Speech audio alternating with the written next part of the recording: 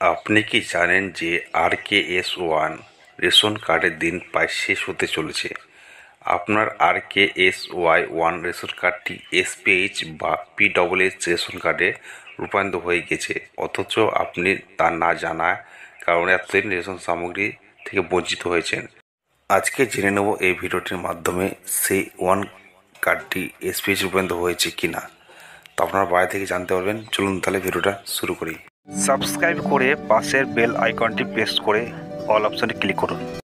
আপনার বাড়ির পরিবারে হেড অফ দ্য ফ্যামিলি বা অধিকাংশ সদস্য যদি SPH বা PSS রেশন কার্ড থেকে থাকে এবং একজন সদস্যর RKS-1 কার্ড থাকে, তবে অল্প কিছুদিনের মধ্যেই ওয়ান কার্ডটি SPH বা PH কার্ডে রূপান্তরিত হয়ে যাবে। ধরুন RKS-1 কার্ড ধারী কেউ পিওরশত আপনার বাড়ির সদস্য হলে তার রেশন কার্ডটি অটোমেটিক SPH বা PH এর অন্তর্ভুক্ত হয়ে যাবে।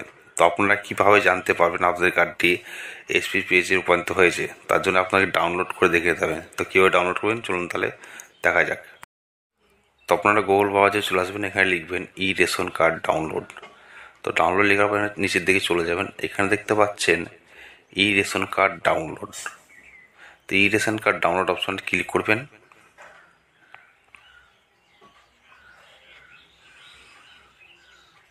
ক্লিক করার পর এখানে দেখছেন রেশন কার্ড যে অফিসিয়াল ওয়েবসাইট, সেখানে চলে আসবেন।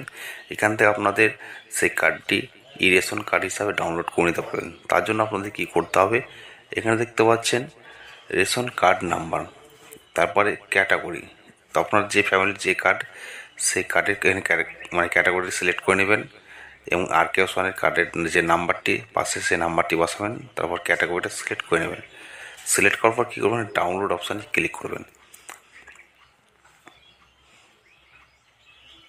তো ডাউনলোড অপশানে ক্লিক করার পর আপনাদের যে কার্ডটি সেটি অটোমেটিক ডাউনলোডিং হয়ে যাবে এবং সেটি আপনারা প্রিন্ট আউট করে নেবেন।